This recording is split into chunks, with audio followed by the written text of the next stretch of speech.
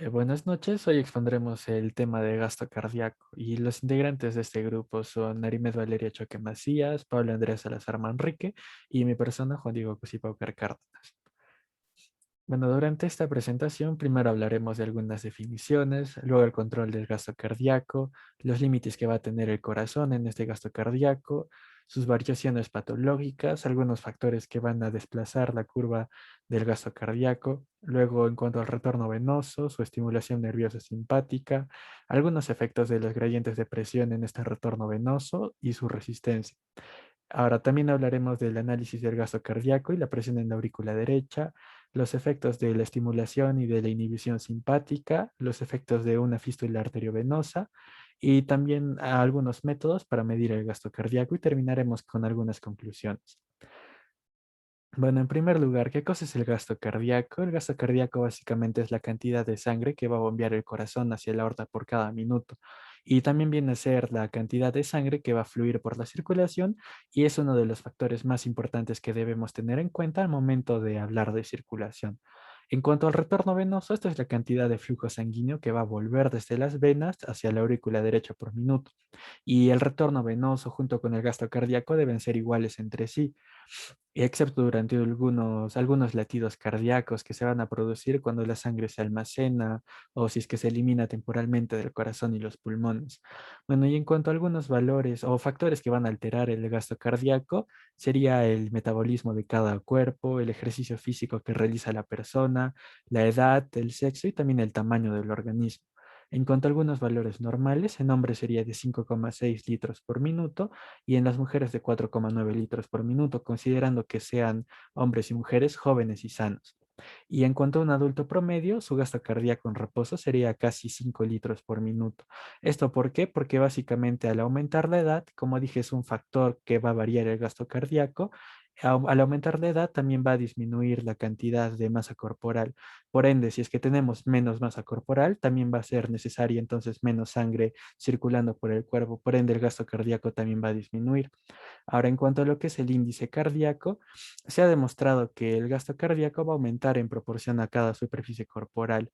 En consecuencia, el gasto cardíaco lo podemos expresar en términos de índice cardíaco, que básicamente es el gasto cardíaco por cada metro cuadrado de superficie corporal. Por ejemplo, una persona promedio va a tener 70 kilogramos de peso, ¿no?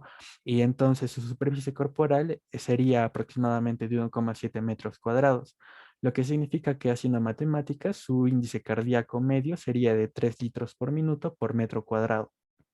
Siguiente, por favor. Ahora, en cuanto a lo que es el control del gasto cardíaco, no va a ser el corazón el que va a controlar el gasto cardíaco, sino el retorno venoso, que esto va a ser explicado por la ley de Frank-Starling, que básicamente nos va a decir que si el retorno venoso va a llegar con abundante sangre a la aurícula derecha, nuestro ventrículo izquierdo tiene que expandirse más para poder sacar esta sangre que va a llegar de la aurícula derecha. Y este estiramiento va a hacer que haya una mayor fuerza de contractilidad, por ende el bombeo sería más rápido y por ende la frecuencia cardíaca también va a aumentar en aproximadamente un 10 o un 15%. Bueno, también encontramos el reflejo de Bainbridge, que básicamente es un reflejo nervioso que va a llegar de la parte vasomotora del cerebro y que va a regresar por nervios simpáticos y por los vagos para quitar este exceso de retorno venoso que ha llegado. Y este también va a elevar la frecuencia cardíaca. Bueno, al inicio de esta diapositiva, el anterior, al inicio de esta diapositiva mencioné que el corazón no es el que controla el gasto cardíaco, pero el corazón sí podría ser un factor limitante que determine el gasto cardíaco cuando va a tener un retorno sanguíneo mayor al que se puede bombear. Siguiente, por favor. Ahora, en cuanto a los límites del corazón en el gasto cardíaco, básicamente tenemos dos límites, un corazón hipereficaz y un corazón hipoeficaz. El corazón hipereficaz va a ser cuando el corazón va a bombear mejor de lo normal y se puede deber a dos factores. Primero, una excitación nerviosa que puede ocurrir al estimular la parte simpática y al inhibir la parte parasimpática que va a generar un aumento en la frecuencia cardíaca y un aumento también en la fuerza contráctil. Y estos dos factores juntos, el aumento de la fuerza cardíaca y de la fuerza o de la frecuencia cardíaca y de la fuerza contráctil va a generar una excitación máxima. Bueno, y el segundo factor que genera un corazón hipereficaz sería la hipertrofia cardíaca. Cuando el trabajo cardíaco va a aumentar, pero sin excederse, va a dar como resultado una mayor masa y también una mayor fuerza de contractilidad. Bueno, ahora en cuanto a lo que es el corazón hipoeficaz, es cuando el corazón va a bombear menos de lo normal, que puede ser causado por una hipertensión arterial grave, inhibición de la excitación nerviosa, patologías del ritmo, patologías de la frecuencia cardíaca, bloqueo en alguna arteria coronaria, cardiopatías valvulares o congénitas, miocarditis y también podría ser una hipoxia cardíaca. Siguiente, por favor. Bueno, ahora algunas variaciones patológicas del gasto cardíaco. Un incremento patológico se podría deber a la enfermedad de beriberi, que básicamente es deficiencia de vitamina B1. Luego también puede ser una fístula arteriovenosa, hipertiroidismo o anemia. Y en cuanto a una disminución patológica, puede deberse a dos factores. El primero, la disminución de la eficacia cardíaca, que puede ser causada por bloqueo de vasos coronarios, cardiopatía valvular grave, miocarditis o algún taponamiento cardíaco. Y el segundo factor sería el descenso del retorno venoso, que puede ser causado por el descenso del volumen de la sangre, como va a ocurrir en las hemorragias graves, ¿no? También puede ser causado por una dilatación venosa aguda, por alguna obstrucción venosa y también por reducciones del ritmo metabólico. Siguiente, por favor. Bueno, habrá algunos factores que van a alterar la presión externa del corazón y que van a desplazar la curva del gasto cardíaco. Tendríamos cinco factores principalmente. El primero, aquellos cambios cíclicos de la presión intrapleural durante la respiración, que estos cambios serían de más o menos 2 milímetros de mercurio durante la respiración normal, pero que podrían llegar hasta más o menos 50 milímetros de mercurio durante una inspiración extenuante, ¿no? El segundo factor sería la respiración contra una presión negativa que va a desplazar la curva hacia una presión más negativa, como dice el nombre, ¿no? Esto en la aurícula derecha y la curva en este caso sería hacia la izquierda. Luego tenemos la respiración, pero ya también con una presión positiva que va a desplazar la curva hacia la derecha. En cuarto lugar tendremos la apertura de la caja torácica, que esto va a aumentar la presión intrapleural hasta 0 milímetros de mercurio y esto va a desplazar la curva del gasto cardíaco hacia la derecha, unos 4 milímetros de mercurio. Y el último factor sería un taponamiento cardíaco, lo que significaría la acumulación de una gran cantidad de líquido en la cavidad pericárdica alrededor del corazón y con el aumento resultante de la presión cardíaca externa y también desplazando la curva hacia la derecha en este caso. Siguiente. Bueno, ahora con respecto al retorno venoso, primero hay que definir qué es la precarga. La precarga va a ser el momento en el que la sangre que entra al corazón va a estirar las fibras musculares del ventrículo. Y bueno, esto va a estar, va a ser dependiente de diferentes factores, ¿no? Ya sea el retorno venoso, que es del que vamos a hablar más a fondo, la volemia, que va a ser la cantidad de sangre que entra y que sale del corazón, el volumen, la distensibilidad ventricular. La distensibilidad ventricular va a ser la capacidad de cada ventrículo para poder modificarse de acuerdo a la sangre que entre o al corazón. Y la contractilidad auricular, que va a ser la capacidad de las aurículas para poder comprimirse o contraerse, para poder exprimir toda la sangre que pasa de la aurícula a la ventrícula, ¿no? Ahora, la cantidad de sangre que regresa es el retorno venoso y va a estar definido por diferentes factores, va a ser modificado por diferentes factores, ¿no? Tenemos a la bomba muscular, que va a ser la ayuda de los músculos de los miembros inferiores, que en este caso serían las pantorrillas, que van a ayudar a que en su contracción van a ayudar a que la sangre venosa pueda regresar en contra de la gravedad, ¿no? De ahí también tenemos la diferencia de presiones, que nosotros sabemos de que hay dos circulaciones, la arterial y la venosa, y esta se va a llamar gradiente de presiones. Y bueno, nosotros sabemos de que la sangre va a venir de donde hay más presión, donde es de la presión arterial, y va a ir hacia la venosa y de la venosa va a ir al corazón, o sea, de más a menos presión. Y también tenemos lo que es la inspiración. Al momento de que nosotros vayamos a inspirar, vamos a generar una presión negativa y esta va a atraer la sangre a la cavidad torácica, facilitando así el retorno venoso, ¿no? Ahora, con respecto al retorno venoso, tenemos que la definición como tal es el flujo venoso que va a regresar hacia el corazón por la aurícula derecha de los grandes vasos, ¿no? Ahora, eso va a depender de la presión auricular y esta presión auricular va a tener una fuerza retrógrada que le va a permitir la llegada de sangre al corazón, ¿no? Ahora, en caso de que baje la función de bomba de corazón, entonces la presión auricular va a subir y esto va a aumentar la cantidad de sangre para ser eyectada, ¿no? Ahora, sin estímulo nervioso no va a haber un retorno venoso como tal, por lo tanto el retorno venoso va a ser dependiente de este estímulo. Ahora, también tenemos la circulación sistémica, que es de las venas prácticamente, es distensible y eso nos va a ayudar ya que este proceso de retorno venoso es un mecanismo que nos va a ayudar a evitar el sobreesfuerzo del corazón y en casos también de emergencias, ¿no? Ahora, en casos de dificultad respiratoria, que es un síntoma de la insuficiencia cardíaca, vamos a tener un corazón lleno de sangre y la presión de la aurícula derecha va a subir hasta 7 milímetros de mercurio. Y bueno, asimismo también va a aumentar la presión retrógrada. Esto va a hacer que se acumule sangre en la circulación sistémica, o sea, en las venas, y se produzca una estasis venosa. La estasis venosa es la acumulación de esta sangre, pero en los miembros inferiores de la circulación sistémica.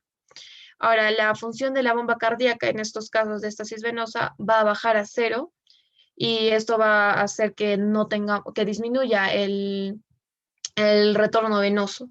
Ahora, ¿qué va a pasar? La sangre no va a poder bombear, pues es insuficiencia cardíaca, porque no va a llegar sangre como tal del retorno venoso, ¿no? Ahora, con respecto a la meseta que hay aquí, es un periodo de la curva del retorno venoso normal, donde las grandes venas, la cava inferior y la superior, van a colapsar porque la presión de la aurícula derecha va a bajar, entonces va a ser negativa, va a ser menos que la presión atmosférica y se va a generar una presión negativa que va a generar el colapso de, de estos grandes vasos, ¿no? Ahora, con respecto a los efectos del estímulo nervioso simpático en el retorno venoso, tenemos de que este va a aumentar si es que hay un estímulo intenso, va a aumentar lo que es la presión media de llenado sistémico, que va a generar una vasoconstricción de las venas y así va a aumentar la función de bomba cardíaca, va a aumentar la resistencia al retorno venoso, el gasto cardíaco también y va a disminuir el flujo sanguíneo, ¿no? Y ahora con respecto a su inhibición, si es que inhibimos el impulso, el estímulo nervioso simpático, va a ocurrir todo lo contrario, ¿no? O sea, va a bajar la presión media de llenado sistémico de 7 a 4, va a haber una vasodilatación de las venas, la función de bomba del corazón va a bajar hasta un 80%, va a haber una disminución de la resistencia al retorno venoso, va a bajar el gasto cardíaco hasta un 60% porque el corazón no va a estar latiendo bien, va a latir poco y va a aumentar lo que es el flujo sanguíneo, ¿no? Ahora, con respecto a la gradiente de presión, como mencioné antes, es la diferencia de presiones que hay entre dos circulaciones diferentes, la arterial y la venosa.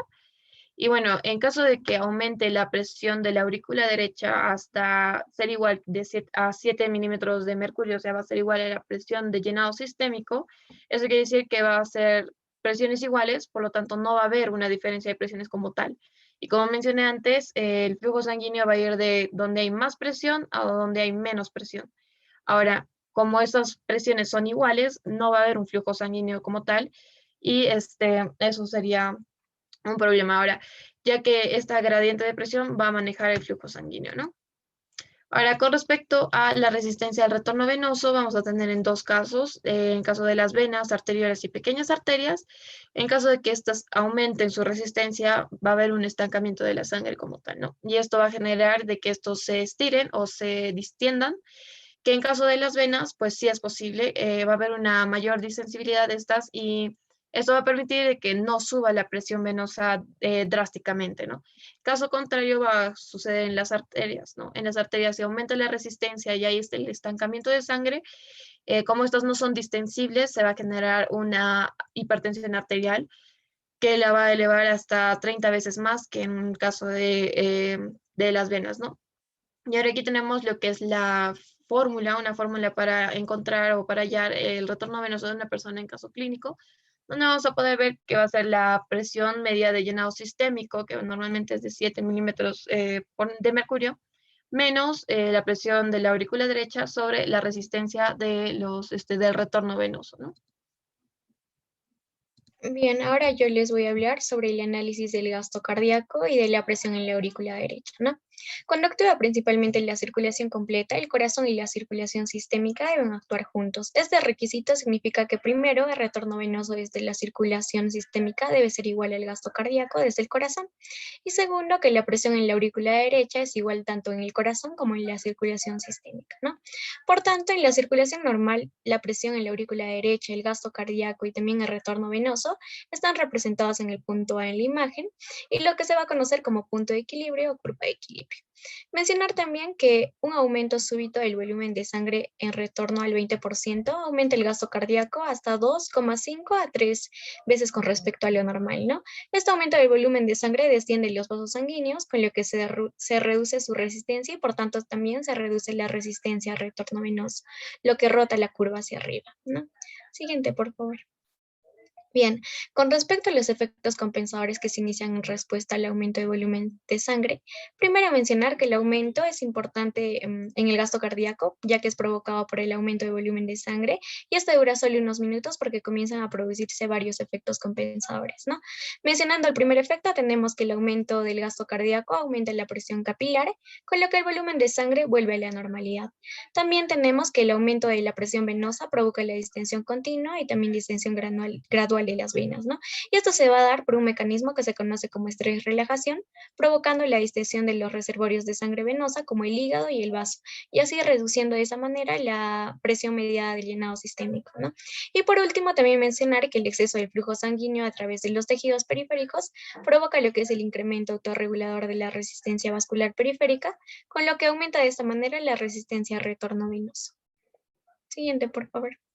Bien, ahora hablando sobre los efectos de la estimulación simpática sobre el gasto cardíaco, primero mencionar que la estimulación simpática afecta tanto al corazón como a la circulación sistémica. Esto quiere decir que puede tener una vasoconstricción a nivel periférico y también a nivel del corazón va a llegar un estímulo de la bomba sodio-potasio y esto va a dar mayor trabajo al corazón y que funcione como una bomba al máximo, ¿no? Además de ello, logran que el corazón funcione como una bomba potente y no va a pasar de 200 latidos por minuto, que este va a ser el umbral que tiene el corazón, ¿no? Y en la circulación sistémica, además de ello, aumenta la presión media de llenado sistémico por la contracción de los vasos periféricos, en este caso las venas. Y por último, aumenta la resistencia al retorno venoso. Siguiente, por favor. Bien, ahora hablando sobre los efectos de la inhibición simpática sobre el gasto cardíaco, mencionar que el sistema nervioso simpático se puede bloquear induciendo una anestesia espinal total o utilizando algún fármaco, como en este caso es el dexametonio, ¿no? Este bloquea señales nerviosas a través de los ganglios autónomos. Y se utiliza como anestesia espinal y además de ello se puede aplicar por vía periférica y también por vía raquídea. Entre sus efectos, primero tenemos la disminución de la presión media de llenado sistémico de 7 a 4 milímetros por mercurio. Además de ello, disminuye el corazón como bomba hasta el 80% de lo normal y disminuye el gasto cardíaco al 60% de lo normal, es decir, que la frecuencia cardíaca disminuye, ¿no? Siguiente, por favor. Bien, ahora hablando sobre los efectos de la apertura de una fístula arteriovenosa, en la figura se muestran varias etapas de los cambios circulatorios que se producen después de realizar una apertura directamente entre una gran arteria y también entre una gran vena, ¿no? Los efectos principales son una rotación súbita y precipitada de la curva de retorno venoso hacia arriba, provocada por el gran descenso de la resistencia al retorno venoso cuando se permite que la sangre fluya casi sin ningún impedimento. Y además de ello, también tenemos un ligero aumento de nivel de la curva del gasto cardíaco, porque la apertura de la fístula, en este caso, disminuye la resistencia periférica y además de ello permite una caída aguda de la presión arterial contra la cual el corazón bombea con mayor facilidad, ¿no? Siguiente, por favor. Bien, ahora para terminar tenemos diferentes métodos para medir el gasto cardíaco, ¿no? Como sabemos, para medir el gasto cardíaco debemos calcular el flujo que corre por la aorta, la arteria pulmonar o las grandes venas que entran al corazón. Y mayormente se usa un flujómetro en estos casos, ¿no? Pero hay diferentes formas de medirlo. En este caso mencionaremos a tres. El primero es el gasto cardíaco pulsátil, medido por un flujómetro electromagnético o un ultrasonido, ¿no?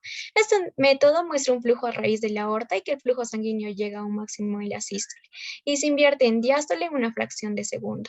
Esta inversión, por ende, provoca el cierre de la válvula aórtica y también el retorno de flujo a cero, ¿no? El siguiente método es usando el principio del oxígeno de Fick. Como observamos, la figura muestra los 200 mililitros de oxígeno que absorben los pulmones cada minuto. También se muestra que la sangre del corazón derecho tiene 160 mililitros de oxígeno en la sangre por litro y el corazón izquierdo se queda con 200 mililitros de oxígeno en la sangre por litro, ¿no? Entonces, a partir de estos datos se puede calcular que cada litro de sangre en los pulmones absorbe 40 mililitros de oxígeno. Por ejemplo, dividiendo 200 entre 40 mililitros, obtendríamos un total de 5 litros de sangre que atraviesan los pulmones por minuto, y eso también nos va a dar una medición de gasto cardíaco, ¿no? El gasto cardíaco, de igual manera, también se puede medir por la siguiente fórmula que observamos. El tercer método es el método de dilución, en donde se usa un colorante en una vena sistémica grande o preferiblemente en la aurícula derecha, ¿no? El colorante que se utiliza en este caso es el CardioGreen y este colorante al contacto con el oxígeno cambia de color. Bien.